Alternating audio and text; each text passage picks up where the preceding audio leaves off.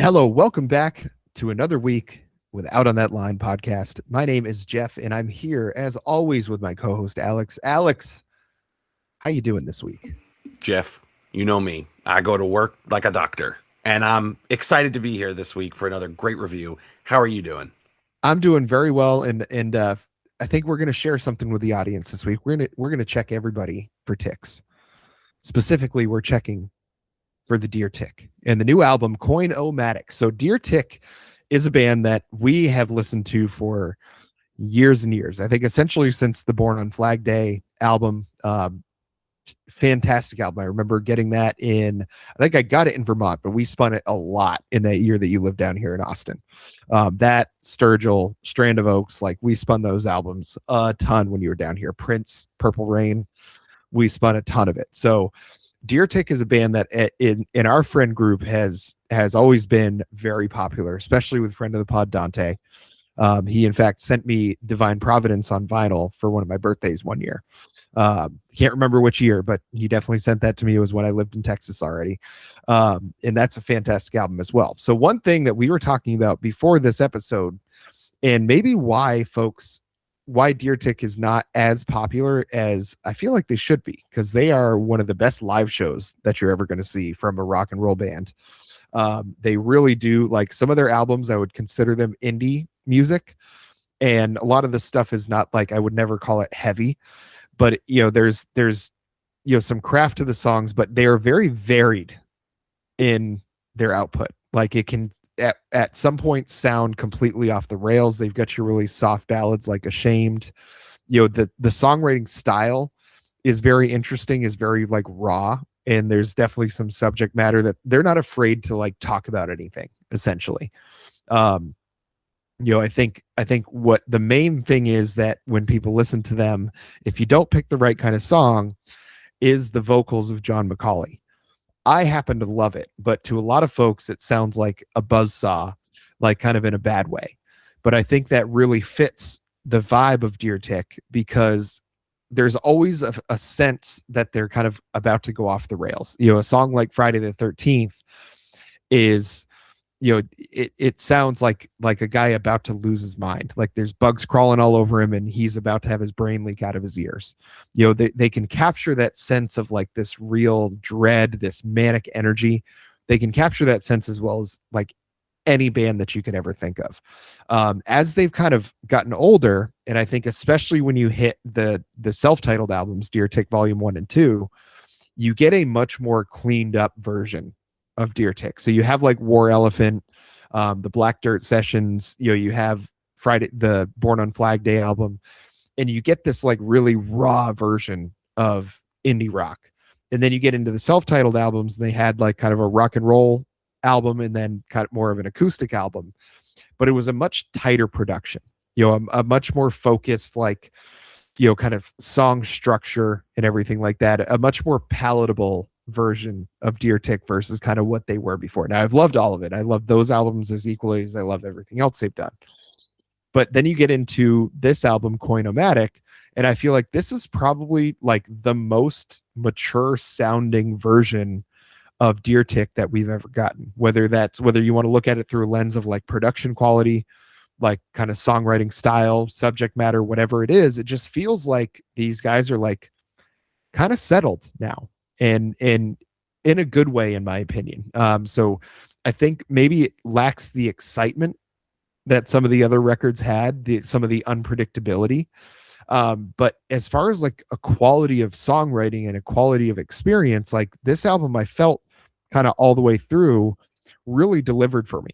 Now, is this something that's going to get somebody excited about Deer Tick? I think that's something we need to talk about. Yeah, I think that's fair. Also, I forgot to put a hat on. Oh, we can't let the people know that we do two of these at once. I got to change the aesthetic and stay Yeah. on theme with the old orange hat. This is interesting, because if you were to try to sell somebody on the Deer Tick aesthetic as we kind of know and love it, or as we grew to love it, then yeah, I think John McCauley's voice can be a little bit of a hard sell. but it is just so unique and it's such a big Mhm. part of the personality, which is why when it was used incredibly sparingly on this album, it's sort of where I would say you could get someone interested in Deer Tick through this. This could be the most recent album as a gateway drug to go back to the old stuff. I don't think is too far fetched. I don't think it's too much of a leap because this album had a lot of the hallmarks of the heavier kind of slinkier, more in your face stuff from the origins. But then did a lot of like unpredictable new stuff musically. So maybe the attitude, like the smash and grab attitude, and the like grunginess of it wasn't necessarily there to surprise you moment to moment. But I think a lot of the subject matter choices and the musical conventions, they get jazzy at certain points in this album, like mildly jazzy. That to me is a surprise. And the fact that it worked, because there's thematic unity around it. To me, I have written in my notes, Fountains of Wayne, Welcome Interstate Managers meets Dropkick Murphys, because there is a sense of place and time with the Providence, Rhode Island identity. Mhm. So, Dropkick Murphys very much steering into that Irish identity, Boston pride, all that kind of stuff. So here you have like nostalgia for and pride in the Providence, like it's a weird little tiny town and this like history with the mafia and all these kind of like larger than life characters that kind of setting lends itself to, all collected here on this very ambitious and I think mature take on, like, if we were to do a themed album, like Welcome Interstate Managers is stories about America. um David Byrne and in True Stories making stories about America. Here we have one about straight up Providence and what a weird and specific and interesting place that it is. So musically, yeah, it's a little different, but I think thematically it offers people a lot. Yeah, and I think it's a very, if you're from New England, like I know pockets of New England have a very different vibe. Like the coast of Maine is very different from like central Maine, as far as the kind of people that you're going to run into. Providence, Rhode Yeah. Island is, you'll get a similar experience that you get in Boston, but is that the same experience you're getting in like Hartford, Connecticut? Probably not.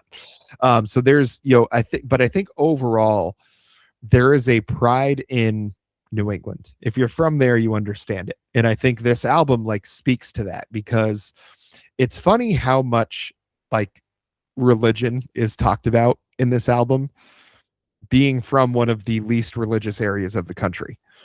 And it's funny how much of a foothold that has in a place like Providence, or in a place like Boston, a place like, in any other, Barrie has how many churches versus how many people. Where we're from in Vermont, it's like it's kind of crazy how you get these like really central pockets of it, but overall it's a very, I heard someone call it like a very unchurched area.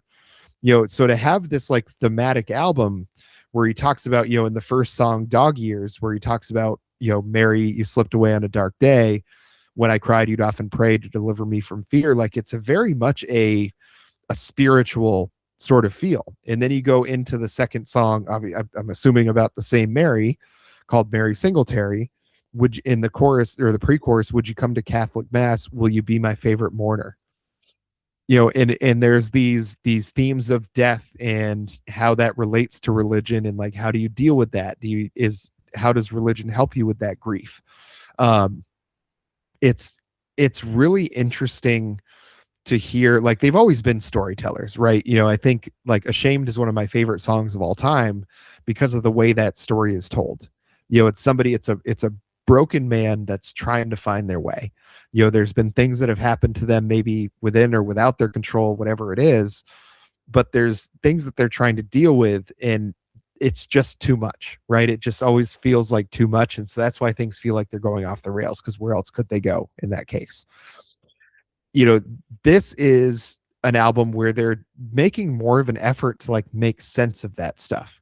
And whether it's through like the lens of where they're from and finding comfort in that, or trying to find the comfort through the church, I think it's a matter of like trying to make sense of the place that they grew up, how it relates to them now, and kind of what it did to them then. And yeah, for being such an unchurched population, we sure do have a rich tradition of Catholic guilt around here, Yes. in no short supply. But I love like the chorus. Here we get to Deer Tick being a hook factory, something they do very, very well. They write killer hooks, and the chorus has that kind of like playground nursery rhyme, Mary, Mary, Singletary kind of swing to it. Like you can imagine like Mary, Mary, Singletary, like a little Yeah. like, jump rope routine to it. And it's got this kind of like Farrelly Brothers playfulness to it. It's just like so Mary, Mary Singletary, father says I must confess, say my 15 Hail Marys dressed in my Sunday best. Going into the bridge, she says, even though she's not perfect, she's loved. She is adamant that her faith is enough. I read way too far into all this stuff. I keep confessing that I can't contain all this lust. So it's got like a cheeky sense of humor. It's not getting bogged down in the subject matter, but it's taking a really like honest tact towards it, which is how many people do you know who come from religious families or families that bare minimum pay lip service to being religious and Mhm. carry on the traditions of Christmas and Easter and that kind of thing. And maybe you have a really old Catholic nana or great grandmother or something like that, but it's kind of become like diluted down through her, but it's still a part of your life and it's kind of part of your aesthetic in some weird way. So again, on an album that is exploring these facets and paying tribute to those kinds of stories through these kinds of songs, it is different territory for Deer Tick. It's incredibly specific storytelling. And it's a very, very, very different approach to the vocals more than anything for me on this. I was shocked. We didn't get like a truly signature John McCauley buzzsaw from hell moment. Mhm. And I honestly love it and would have been great with it, but I didn't miss it the way you think you would when you are as in love with one of those hallmarks as I am with Deer Tick. It's like a Yeah. signature sound thing. Yeah, and I think there is, because that's something that it again, you're right, it's the signature sound. And I think there is a, because like you think about it, like you went to a Catholic school, like we both did. You went for longer than I did, but I went to a different one in Montpelier, Vermont for my 8th grade year.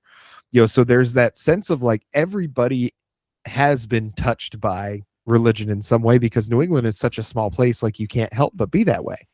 Now, in a lot of small towns, like the church was the center of the town because they were the ones that could provide stuff for folks in that town. Like I've seen the good and bad of religion. Like down here in Texas, I see the worst of it. I see the saying of there's no hate quite like Christian love. Like I see that played out in spades here in Texas. But back where I was from, like the church I grew up going to wasn't a Catholic church, but it was, all I saw was them helping people.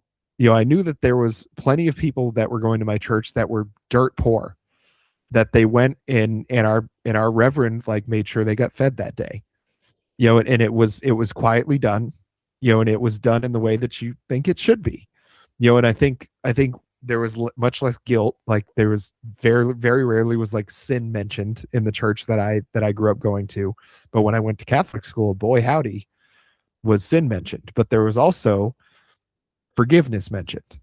It was saying, so I think that line that you mentioned in Mary Singletary, which is I read way too far into all this stuff, I keep confessing that I can't contain all this lust.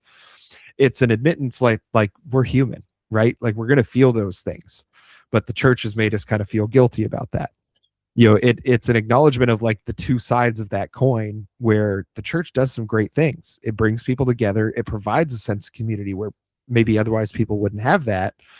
But it also is maybe making you feel guilty for kind of normal human emotions.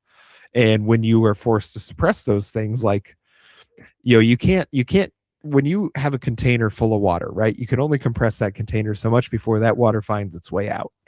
And I think that is the representation of like what repression ends up doing to people, and why some folks might have such a negative view of the church is because if you're repressing one thing here, it's going to force it to come out in a different way over here.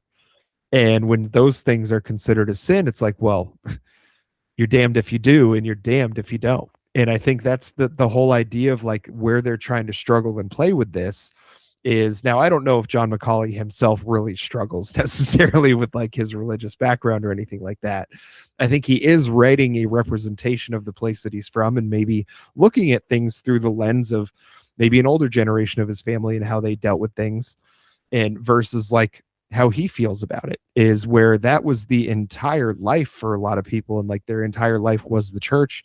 They felt like, the idea that God is watching, like they really felt like that was true and that if they did something wrong, like there's a chance that that could be the thing that tips it over to them going into hell.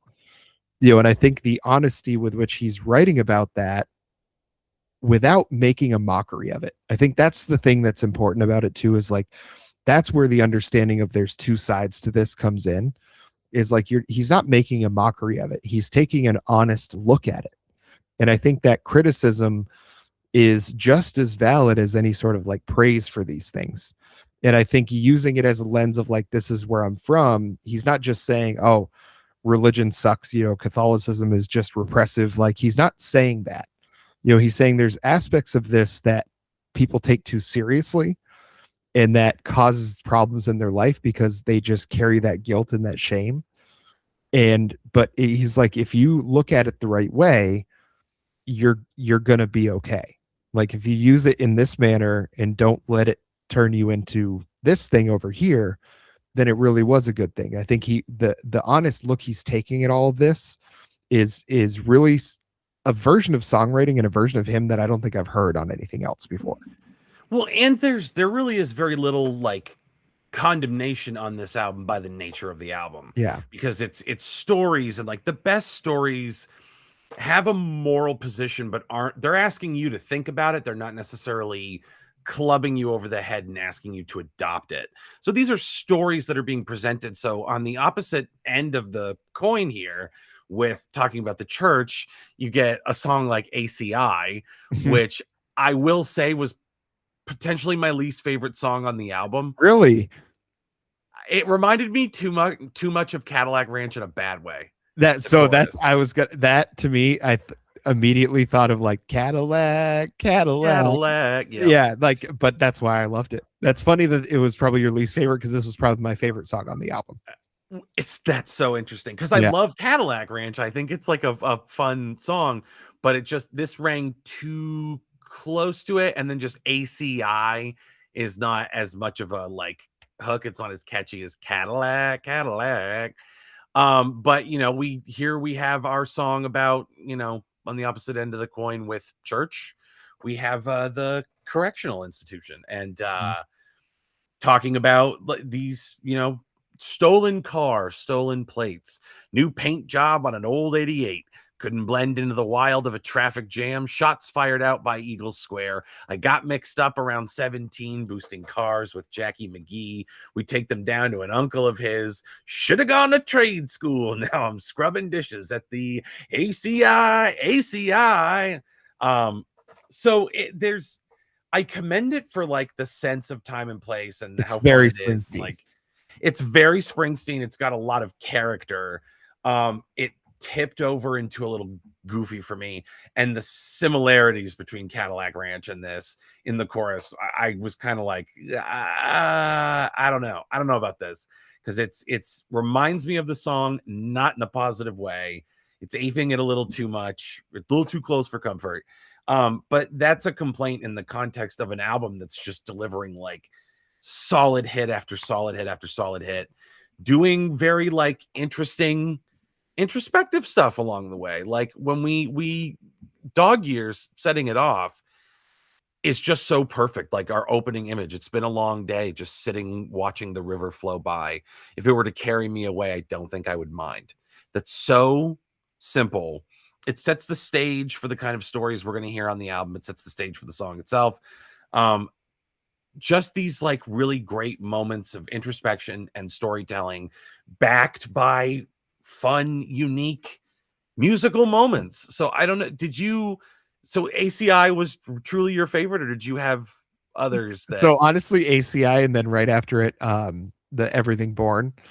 Like I loved ACI because it was very Springsteen, And I think my love for Bruce is well documented on this podcast and with everybody that's ever met me in my real life too.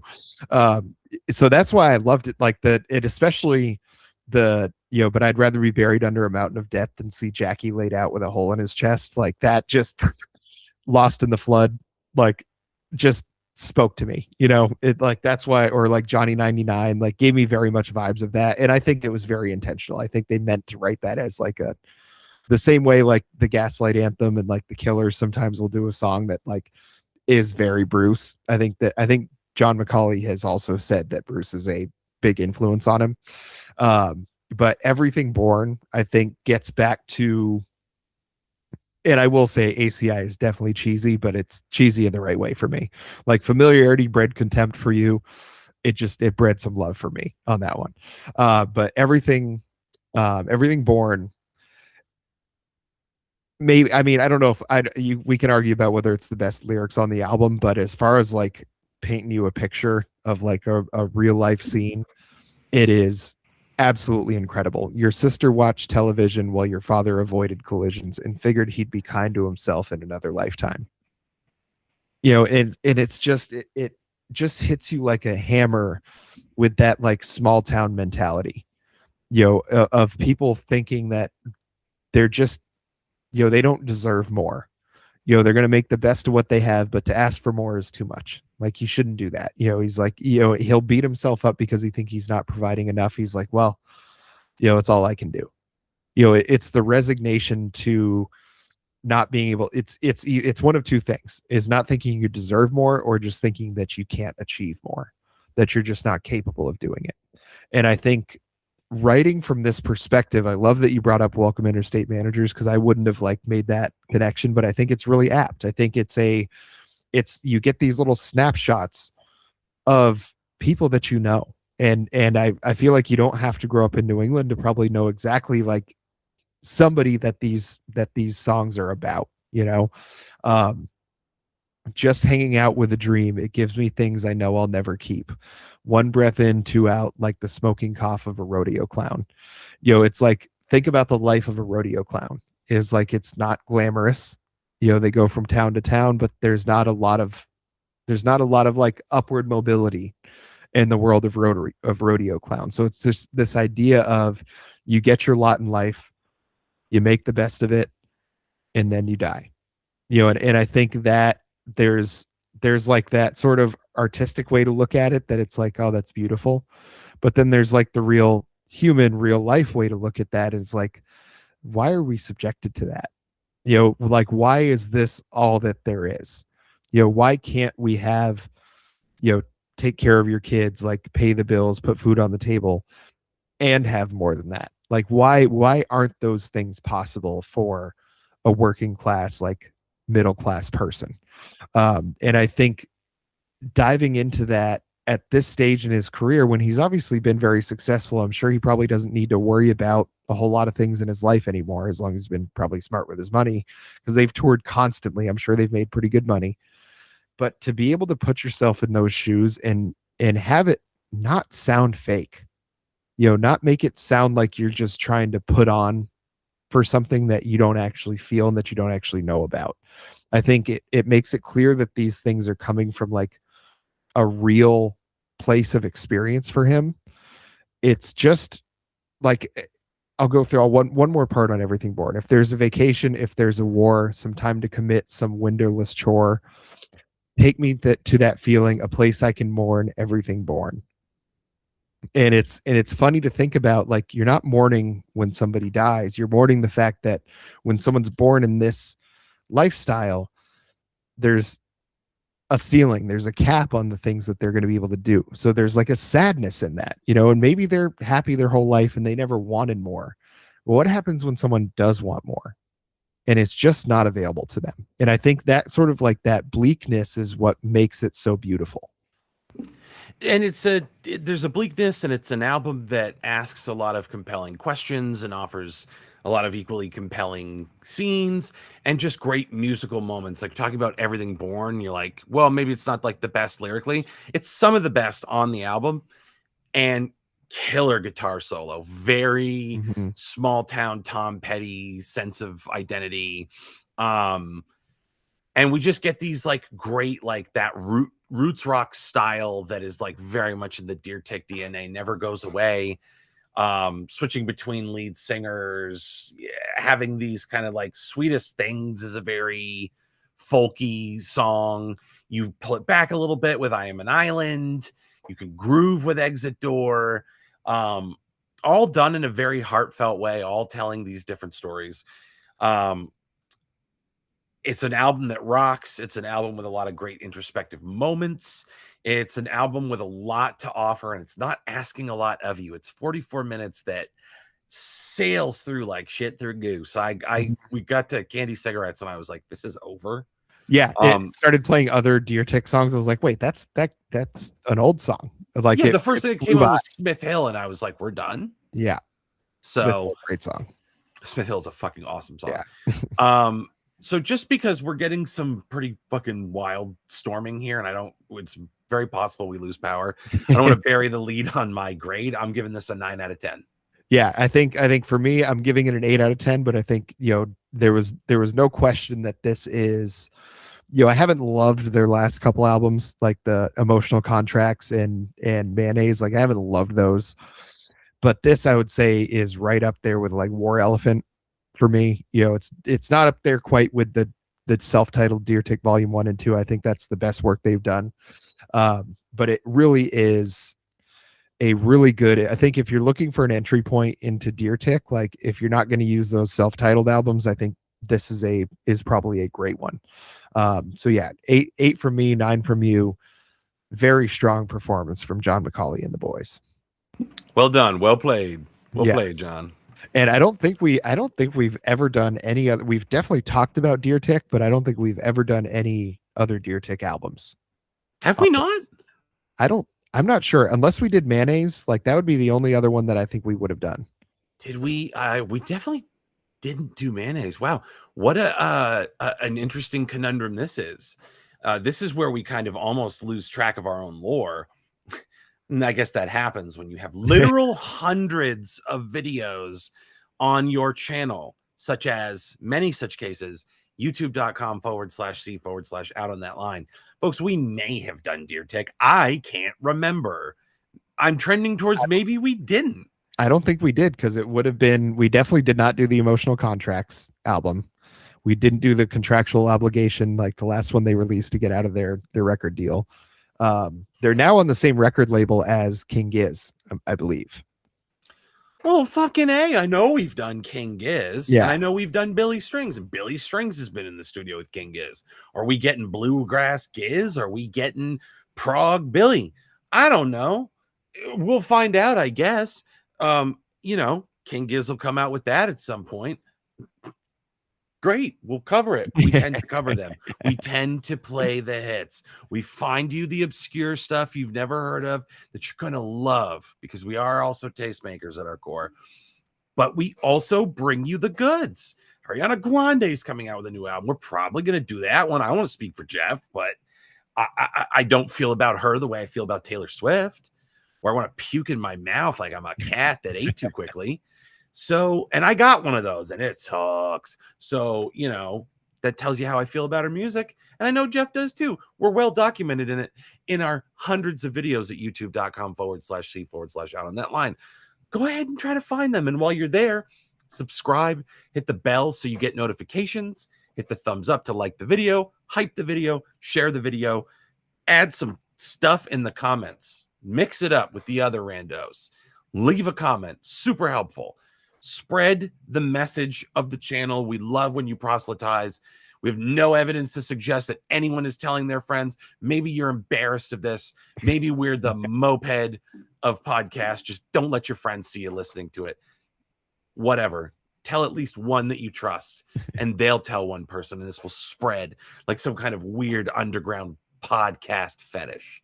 That's more than anything what I want this to be. So before the thunder takes me back to see Jesus, just go to youtube.com/C/out on that line.